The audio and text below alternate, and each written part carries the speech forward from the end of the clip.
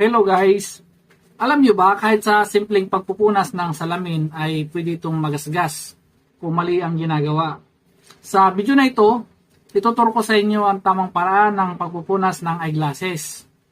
Step 1, bago punasan, hipan muna. Yan.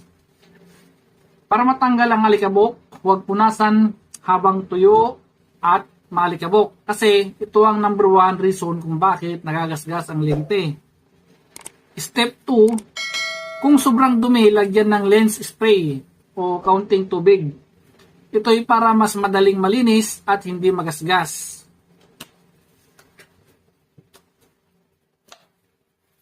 Ito yung lens spray. Binibigay ito pag bumili ka o nagpagawa sa optical ng eyeglasses. Yan.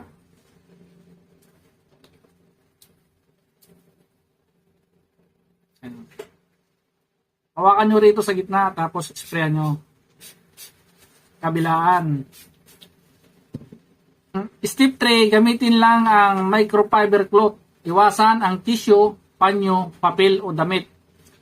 Nakakasira po ito ng lens coating.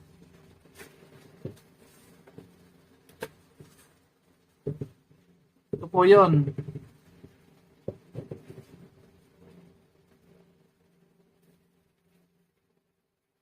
Step 4. Paikot o palihis na pagpunas. Punasan ang lente, paikot at palihis. Dahan-dahan lang. Huwag idiin para hindi magasgas. Ganyan lang oh.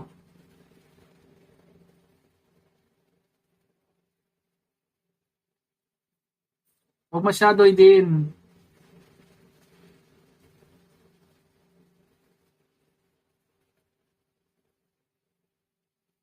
Sa kabila naman.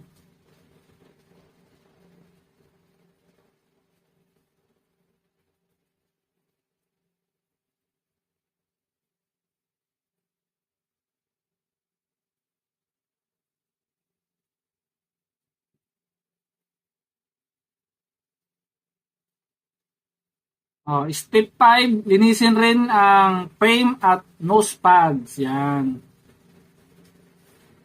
Ito yun. Yan, lilinisin din yan. Saka ito yung nose pad.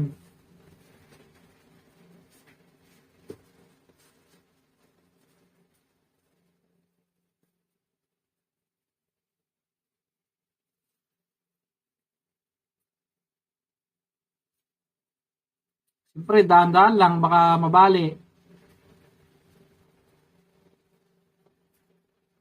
Ito yung frame.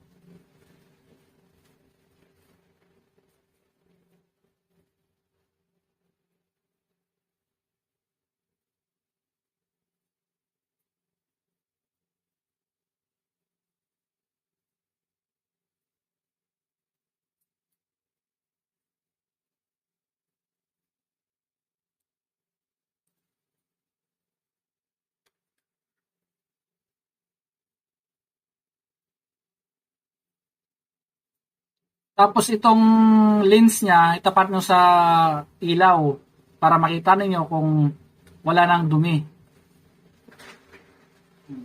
So itong lens natin ay may mga gas-gas na.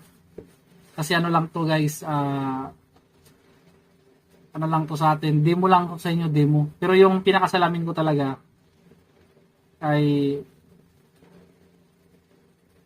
hindi ko ginagamit dito.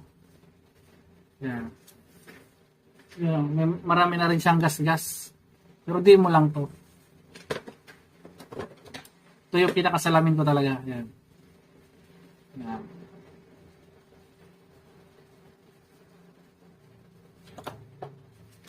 So, yan lang guys.